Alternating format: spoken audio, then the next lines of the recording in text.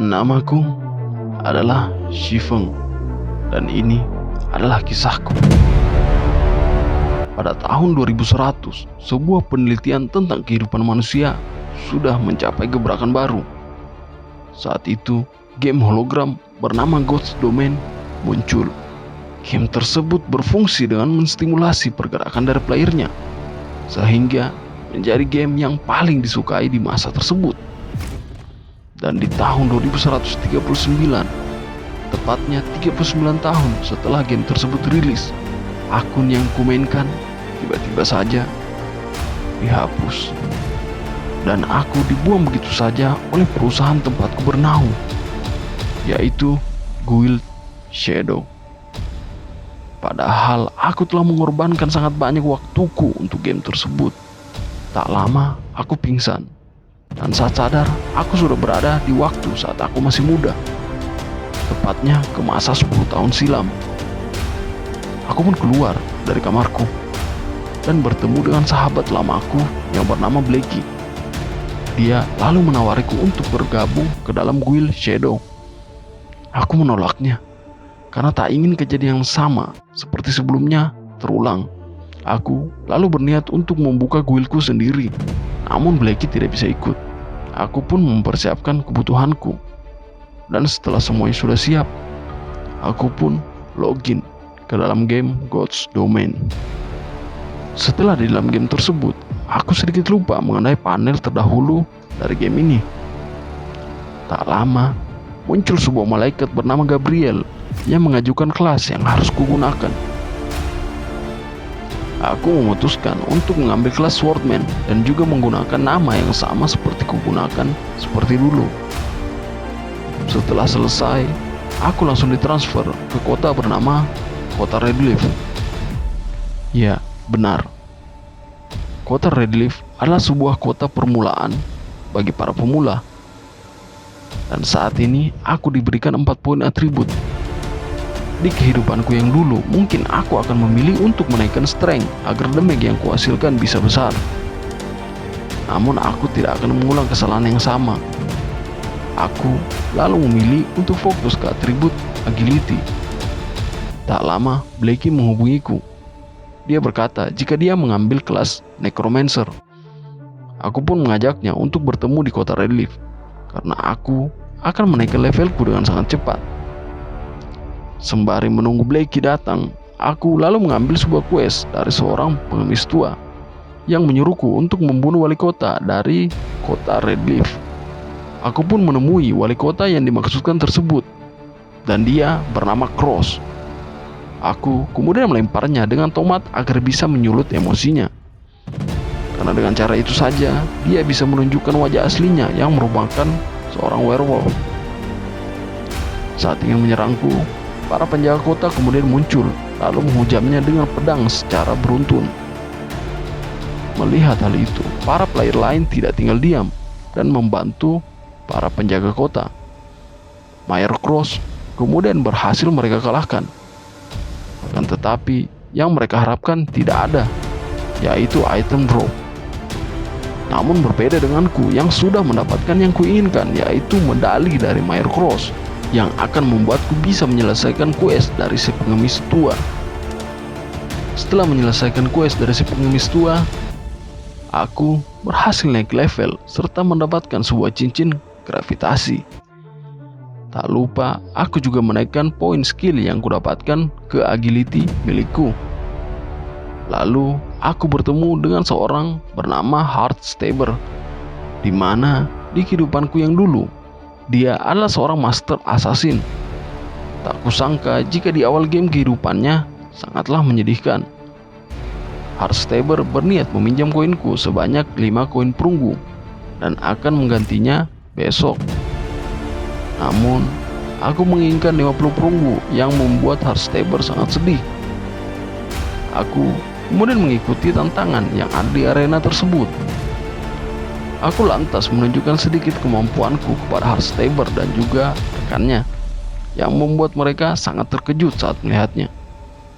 Aku pun berhasil melewati seluruh tantangan yang ada dan menyelesaikan tantangannya, dan mendapatkan sebuah buku pergerakan bernama Thundering Flash. Karena sudah berhasil mendapatkan sebuah buku, maka aku memutuskan untuk berlatih dengan benar. Tibalah aku di hutan Redleaf. Di sana aku melihat banyak sekali player yang mencoba untuk menaikkan level mereka. Saat sedang berjalan, aku melihat jika di sana banyak sekali monster yang bisa kuhabisi dengan sangat mudah. Namun, seekor serigala hutan menarik perhatianku. Karena aku tahu jika binatang itu memiliki agility dan juga serangan yang tinggi. Sesaat sebelum menyerangnya, aku terjatuh di depan mulut gua. Dan rupanya di sana adalah sarang dari serigala hutan tersebut. Aku berlari dengan sangat kencang. Namun mereka berhasil mengejar dan hampir saja menggigitku. Karena terdesak, aku kemudian menggunakan skill gravitasi dan melesat jauh ke depan, sehingga berhasil kabur dari para serigala hutan tersebut. Dan tak menyangka jika aku sudah jauh berlari ke dalam pusat hutan.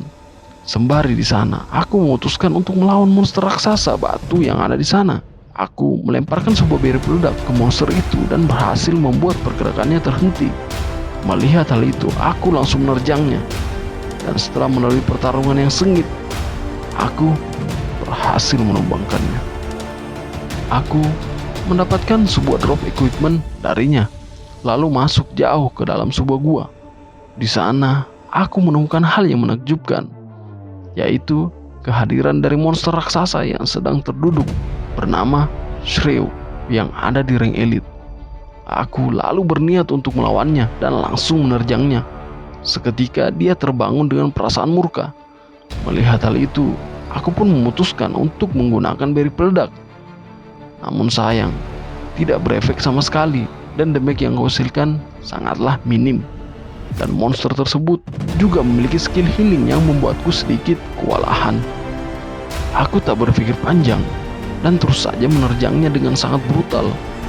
Setelah melihat monster tersebut mencapai keadaan lelah, aku melihat hal itu sebagai sebuah kesempatan yang sayang untuk dilewatkan. Sekali lagi, aku menerjangnya. Akan tetapi monster tersebut dengan cepat menghantamku dan membuatku terpental ke dinding gua. Aku yang tak menyerah begitu saja kemudian mengerahkan seluruh kemampuan yang kumiliki. Dengan penuh keyakinan, aku berhasil menumbangkan monster tersebut. Aku kemudian mendapatkan sebuah equipment dan juga sebuah skill book bernama Perry. Tak pikir panjang, aku langsung mempelajarinya. Selang beberapa lama, aku memutuskan untuk menjelajah gunung yang ada di sekitar sana. Dan saat berada di kaki gunung, aku tiba-tiba saja berada di sebuah kota tua. Dan di sana, aku mendapatkan sebuah hidden quest.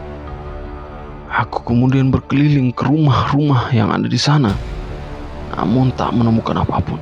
Merasa ada yang ganjal, aku lalu ke atap rumah untuk mengintai dan menemukan ada sebuah menara penyihir yang tampak dari kejauhan. Aku merasa jika aku harus ke sana dan menyelidikinya. Saat berada di dalam menara, aku bertemu dengan seorang pria tua yang berkata jika kota itu bernama Kota Langit. Aku terheran mendengarnya, karena setauku Kota Langit itu sangat terkenal. Namun kota tersebut hilang saat perang Dewa Ketiga berkecamuk. Lantas kenapa bisa ada di tempat seperti itu? Pria tua itu lalu memberiku 3 pilihan kesulitan tantangan. Namun aku memilih yang tersulit. Tak lama muncul segerombolan prajurit hantu dan hidden quest pun dimulai. Aku kemudian memiliki sebuah ide untuk menghadapi para prajurit hantu tersebut, yaitu menghalaunya saat berada di tangga menara penyihir ini dan mencegah mereka semua naik. Dengan begitu, aku bisa membantai mereka semua. Satu persatu, aku berhasil menghabisi para prajurit hantu. Dan akhirnya, berhasil membunuh 500 dari mereka. Dan itu membuatku berhasil menyelesaikan hidden quest-nya. Patwa itu muncul dan memberiku sebuah reward chest. Setelahnya, dia lalu mengirimku kembali ke kota permulaan Redleaf. Sesampainya di kota, aku lalu membuka reward chest tersebut. di mana hal itu membuatku sangat terkejut karena bisa mendapatkan sebuah pedang magis bernama Abyssal Blade dan juga 2 buah skill book, yaitu pembuatan potion dan juga penempaan. Aku lalu pergi ke sisi kota relief, yaitu wilayah perdagangan, untuk menjual beberapa barang yang tidak kubutuhkan. Orang-orang yang ada di sana yang melihat daganganku lantas merasa terkejut karena barang yang kujual adalah barang tingkat tinggi. Tak lama, orang yang bernama Flaming Tiger dari Guild Shadow datang ke tempatku berdagang. Para brengsek ini menginginkan barang daganganku, tapi hanya ingin memberikan koin perak dan juga sebuah paksaan terhadapku. Aku menyuruh mereka pergi. Mereka marah dan tak menerimanya.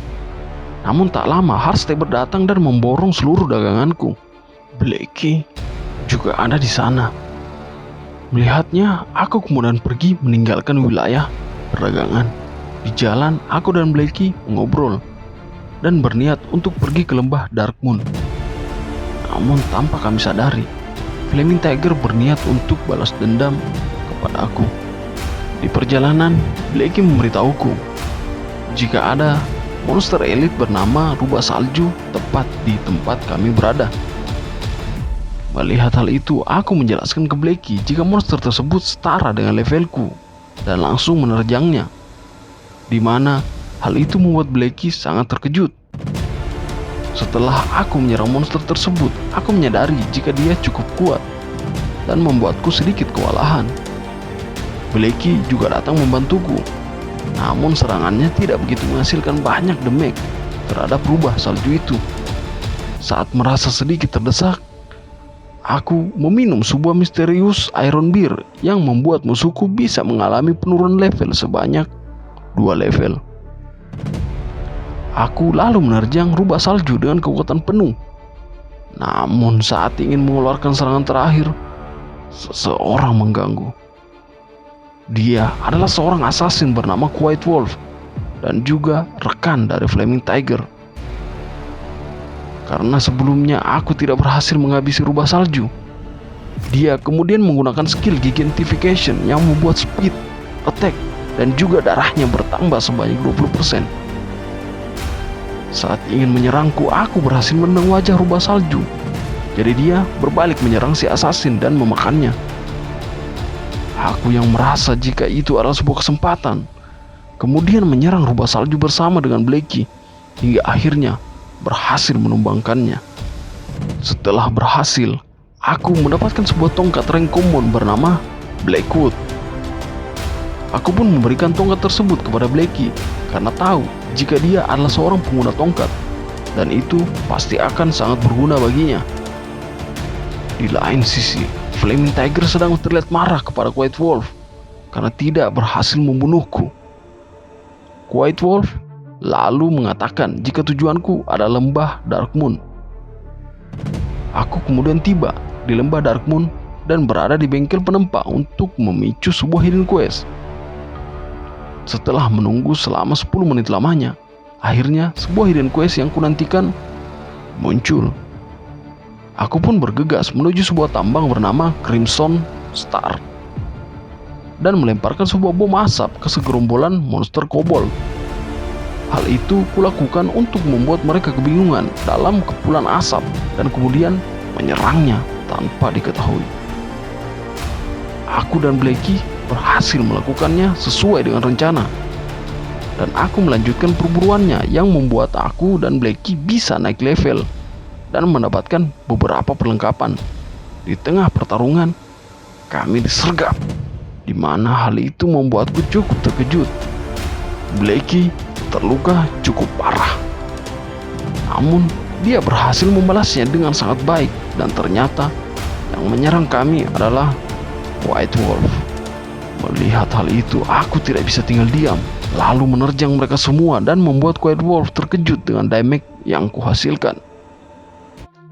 Flaming Tiger kemudian berlari ke arahku bersama rekannya yang lain. Aku menyadari jika kalah jumlah, jadi aku memutuskan untuk mundur. Kubiarkan mereka untuk berhadapan dengan segerombolan kobold yang ada di sana dan membantai beberapa dari mereka.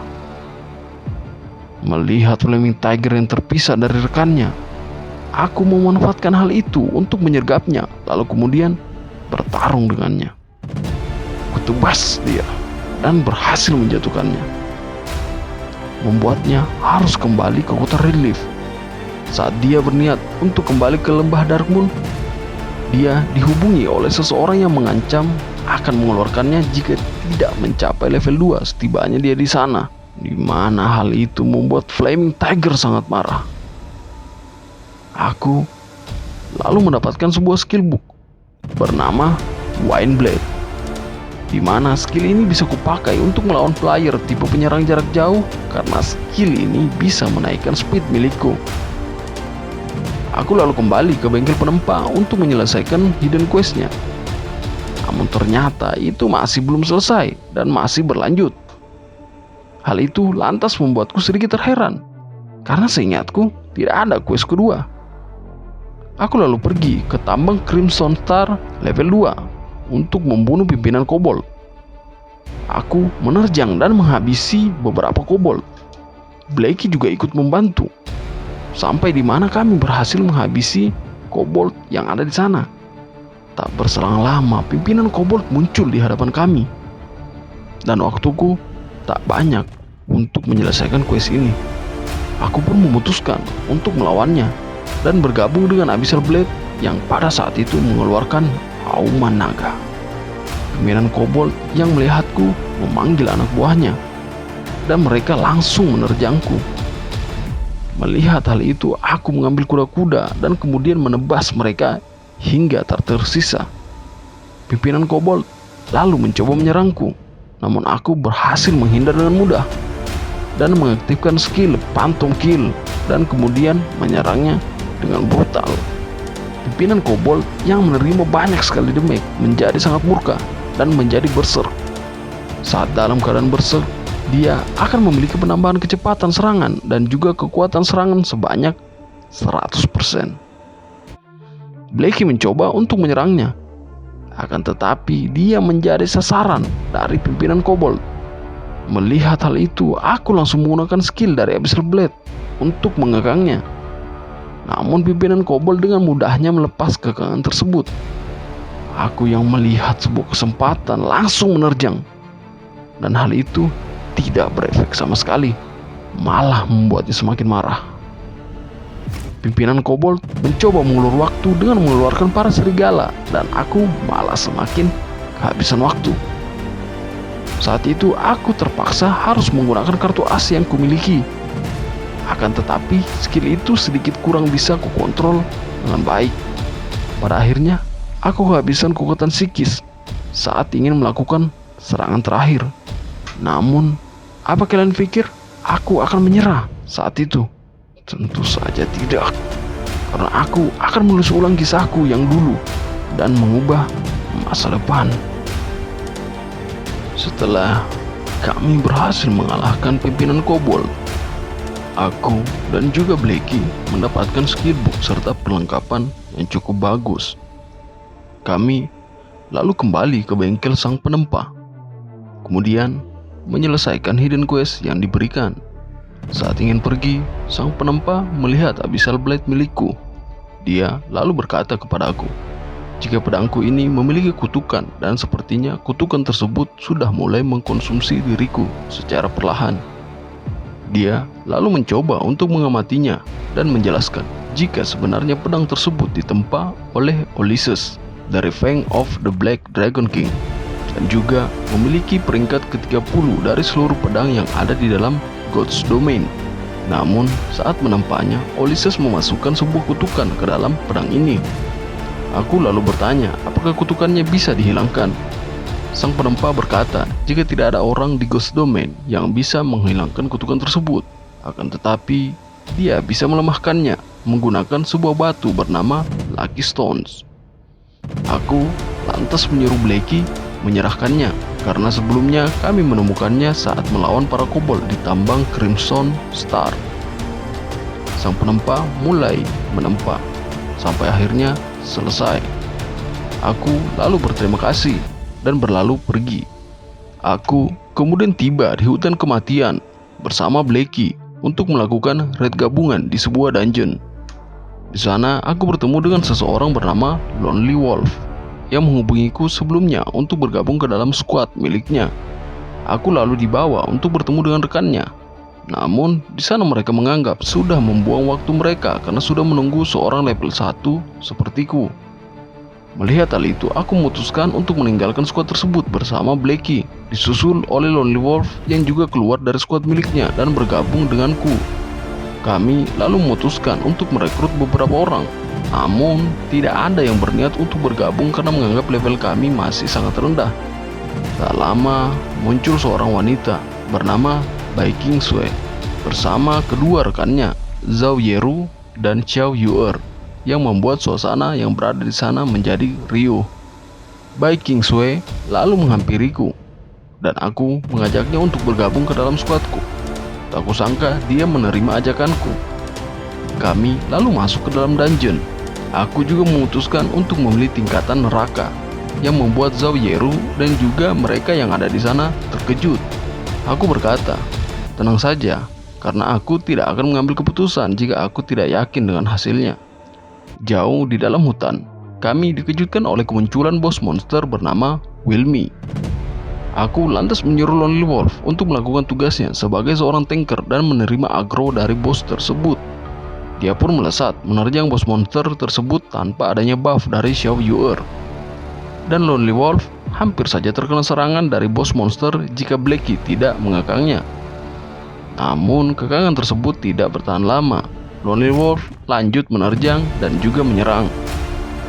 Aku yang melihat hal itu kemudian maju membantu bersama dengan Bai Qingsui. Namun hal itu tidak mempan sama sekali dan membuat bos monster memasuki mode berserk. Kami lalu terheran karena aggro bos monster berpindah dari Lonely Wolf ke Xiao Yeru. Hal itu dikarenakan spell yang dilontarkan oleh Xiao Yeru terlalu besar. Aku tak bisa membiarkan hal itu dan mencoba menyerang bos monster tersebut dan berniat untuk mengambil aggro dari Xiao Yeru. Bos monster mengeluarkan skillnya dan aku sedikit kewalahan. Bai Qingsui yang melihatnya lalu mencoba membantuku. Kami lalu menyerang bos monster secara bersama-sama dan akhirnya berhasil mengalahkannya. Saat kami sedang memulihkan diri, tiba-tiba saja terdengar suara auman dari bos monster werewolf. Kami melihatnya dengan tajam. Dia pun terheran. Lalu kami menerjangnya dengan sekuat tenaga dan akhirnya berhasil mengalahkannya. Dengan begitu, hasil jarahan yang kami dapatkan sangatlah melimpah. Bai Qingsui lalu menyuruh kami untuk memilih barang yang ingin kami ambil. Aku kemudian memberi Bai Qingsui resep dari potion yang sangat berharga bagi mereka. Itu karena mereka sudah melakukan yang terbaik dalam raid dungeon ini. Kami pun berhasil menyelesaikan raid dungeon kali ini dan membuat orang yang ada di sana gempar. Bai Qingsui lalu mengajakku bergabung dengan guildnya yang bernama Ouroboros. Dia juga mengatakan kepadaku jika dalam 3 hari ke depan Ouroboros akan melakukan raid dungeon besar-besaran di Dark Moon Graveyard. Setauku, jika Ouroboros bukan hanya sebuah guild, melainkan sebuah organisasi besar yang mencakup seluruh virtual game yang ada di seluruh dunia. Dan para investor dari seluruh dunia pasti akan melakukan apapun agar raid 3 hari ke depan akan bisa tercapai. Aku dan juga Bai Qingsui pun saling menambah pertemanan satu sama lain dan membuarkan raid party kami. Oke, sekian dulu kisah petualanganku. Nanti kita akan membahasnya lagi. Jangan lupa share, like, dan subscribe untuk kisah petualanganku yang lain. Sekian dan salam baku hantam.